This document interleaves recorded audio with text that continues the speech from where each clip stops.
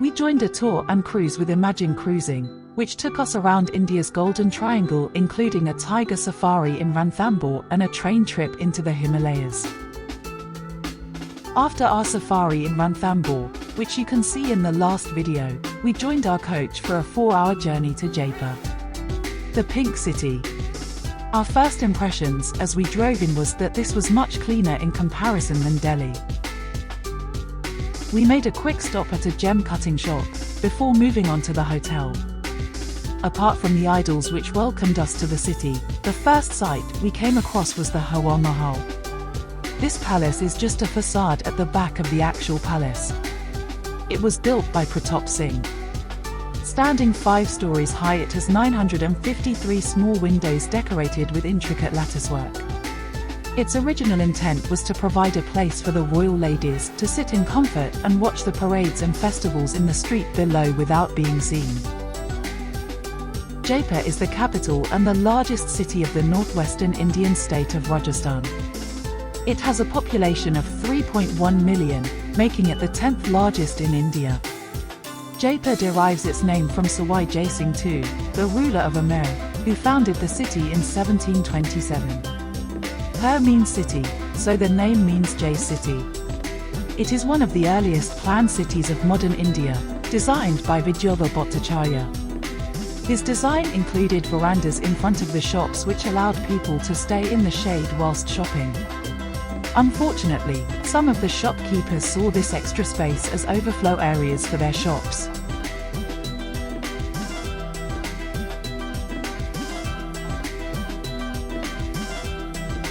On our way to our hotel, we saw the Albert Hall Museum.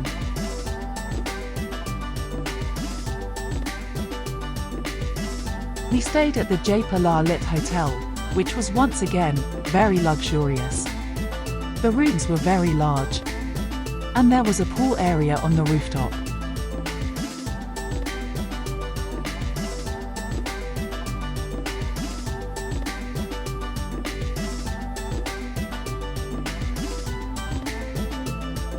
The bathrooms were massive, incorporating a dressing area. There was a selection of restaurants, with very tasty food of both local and foreign origin. On day 6, we were taken to Amer Fort, also known as Amer Fort. It is situated on a hill, overlooking the Mayota Lake.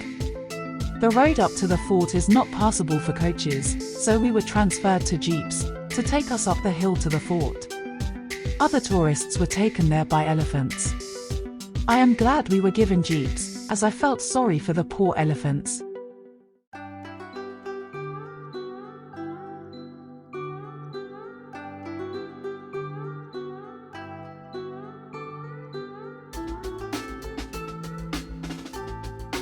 The ride in the jeep was just as much fun as riding an elephant without the cruelty.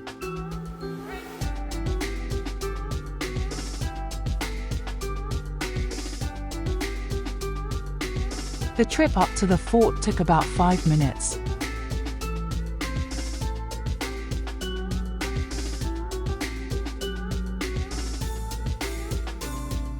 Constructed of red sandstone and marble, the attractive, opulent palace is laid out on 4 levels, each with a courtyard.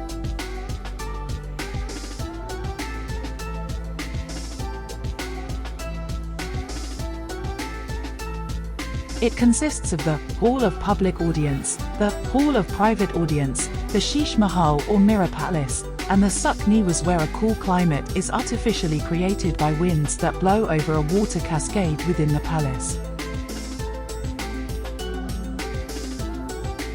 The palace was the residence of the Rajput Maharajas and their families. At the entrance to the palace near the fort's Ganesh Gate, there is a temple dedicated to Sheela Devi, a goddess of the Chaitanya cult. Raja Man Singh had 12 queens, so he made 12 rooms, one for each queen. Each room had a staircase connected to the king's room, but the queens were not to go upstairs. Raja Jai Singh had only 1 queen, so he built 1 room equal to 3 old queens' rooms.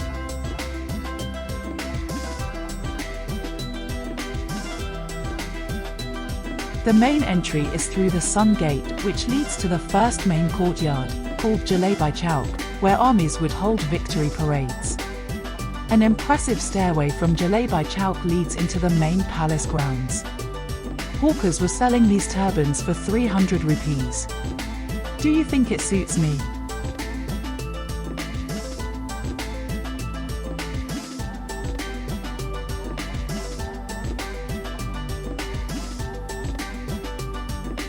At the top of the main stairway is the second courtyard, which houses the Diwan-i-Am or the Public Audience Hall.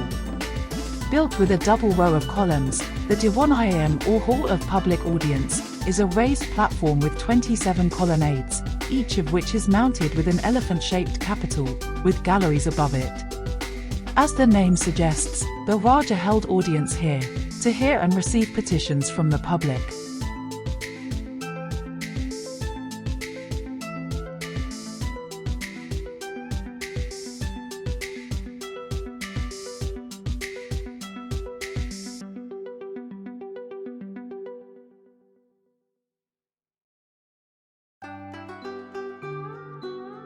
Ganeshpur, or the Ganesh Gate, named after the Hindu deity Ganesha, is the entry into the private palaces of the Maharajas. The structure with its many frescoes was built by Raja Jai Singh.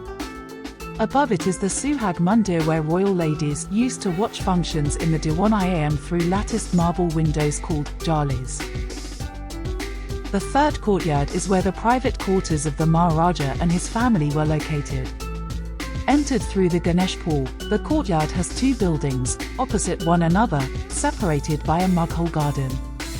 The building to the left of the entrance gate is called the Jai Mandir, also known as Sheesh Mahal, Mirror Palace, which is exquisitely embellished with glass-inlaid panels and multi-mirrored ceilings. The mirrors are of convex shape and designed with colored foil and paint which would glitter bright under candlelight at the time it was in use. From the third courtyard is a dark corridor which takes you up to the Suhag Mandir.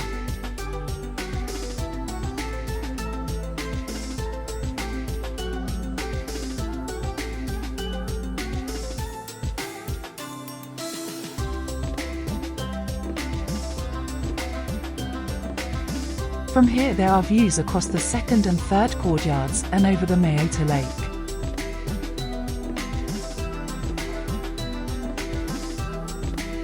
The other building seen in the courtyard is opposite to the Jai Mandir and is known as the Sukh Niwas or Sukh Mahal, Hall of Pleasure. The fourth courtyard is where the Zenana, the royal family women, including concubines or mistresses, lived. This courtyard has many living rooms where the queens resided and who were visited by the king at his choice without being found out as to which queen he was visiting, as all the rooms open into a common corridor.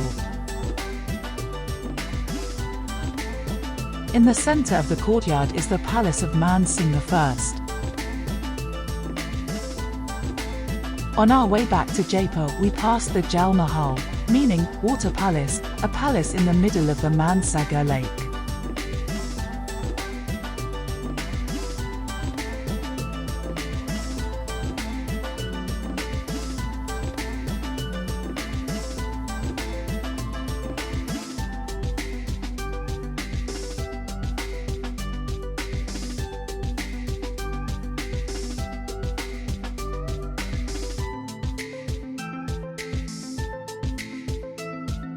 Our next visit was to the Shree Carpet and Textile Center.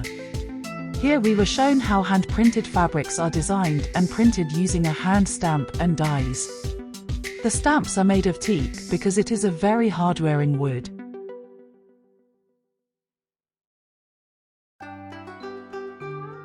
Old paper was used as a simple mask for areas where the dye was not needed.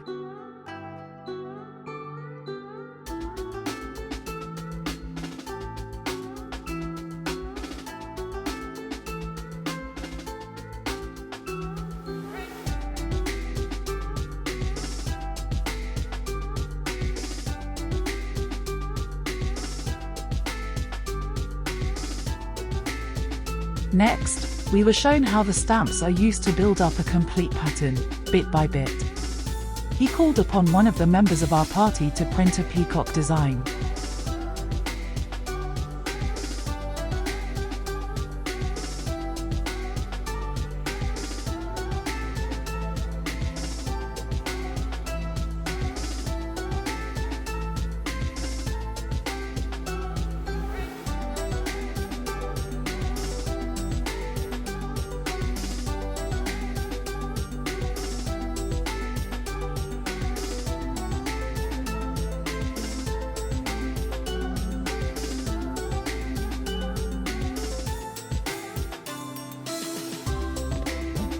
Well done, Sarah.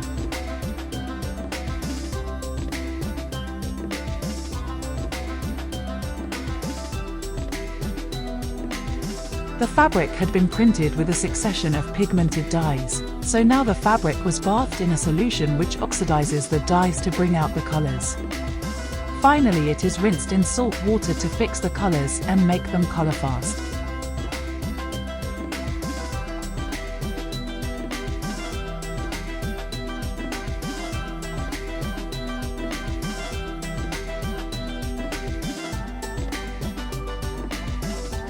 A simple process and very interesting.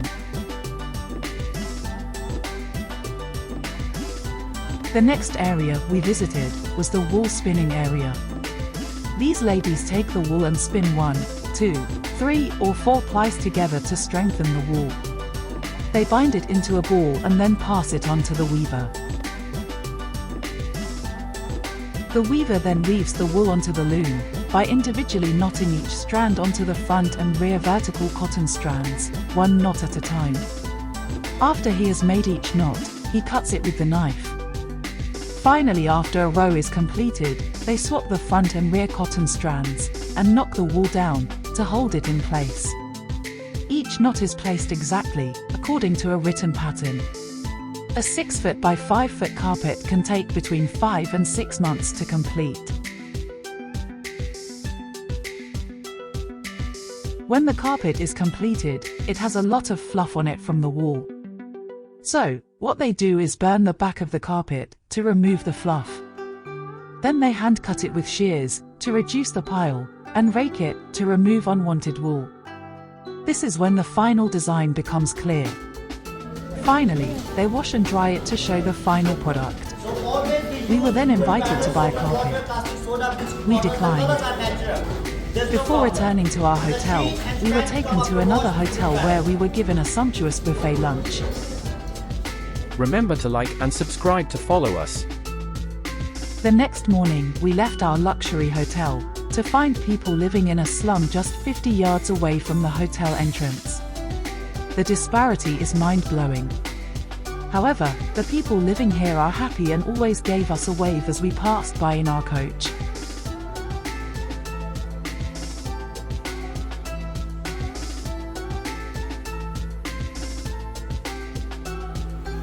The City Palace, Jaipur, is a royal residence and former administrative headquarters of the rulers of the Jaipur state in Rajasthan. Construction started under the reign of Maharaja Sawai Jai Singh II, who moved his court to Jaipur from Amber in 1727. To this day, it is still the home of the Jaipur royal family.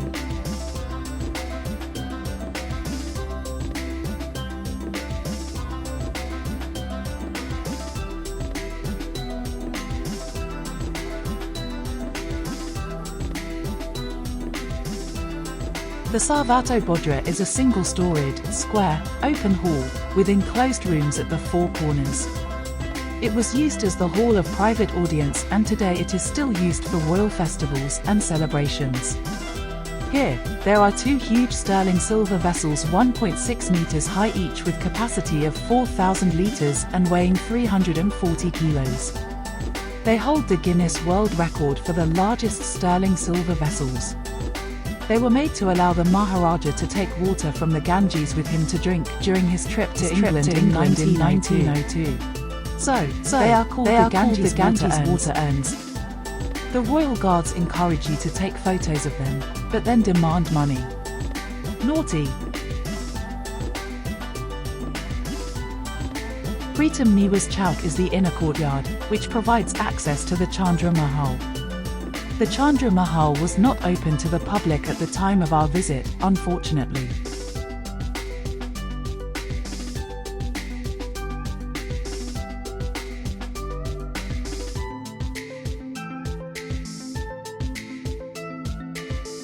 In the courtyard, there are 4 small gates that are adorned with themes representing the 4 seasons and Hindu gods.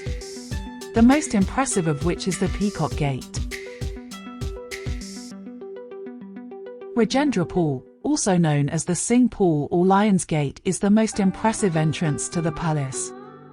The two marble elephants were placed here to mark the birth of Maharaja Bhawani Singh in 1931.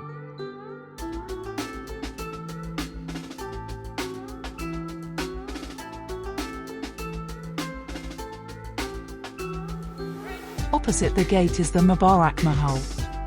This sandstone, welcome palace, was built in 1900 by Madho Singh II to receive guests. It is currently the Textile Museum showcasing some of the Maharaja's costumery.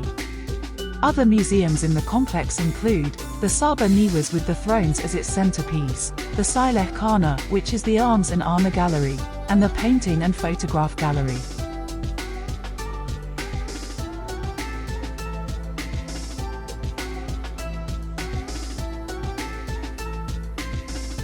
Across the road from the city palace is the Jantar Mantar Observatory. Sawai Singh built several observatories around India which are used to calculate time and the positioning of celestial bodies. There are 19 astronomical instruments in the observatory, which includes this: the world's largest stone sundial. There are 12 smaller sundials, each aligned with the constellations of the zodiac. These are called Rasivalaya yantras. The Rama Yantra consists of a pair of cylindrical structures which look a little like Stonehenge. It is used to pinpoint stars in the night sky. This is the Kapali Yantra, which measures coordinates of celestial bodies in azimuth and equatorial systems. Any point in sky can be visually transformed from one coordinate system to another.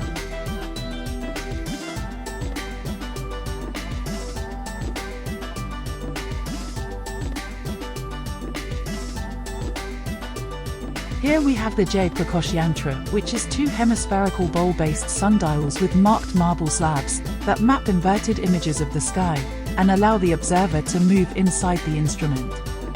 It measures altitudes, azimuths, hour angles, and declinations. This instrument is the Nadivalaya Yantra, which is two sundials mounted back to back and aligned parallel to the equator, therefore denoting summer and winter. Here we have a Samrat Yantra, which is capable of measuring time to great precision and can only be found in Jai Singh's observatories.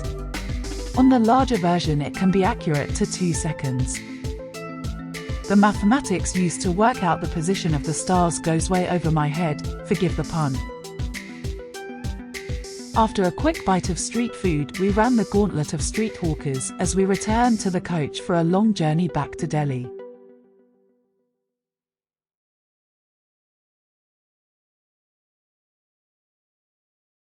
If you haven't subscribed yet, please click our logo.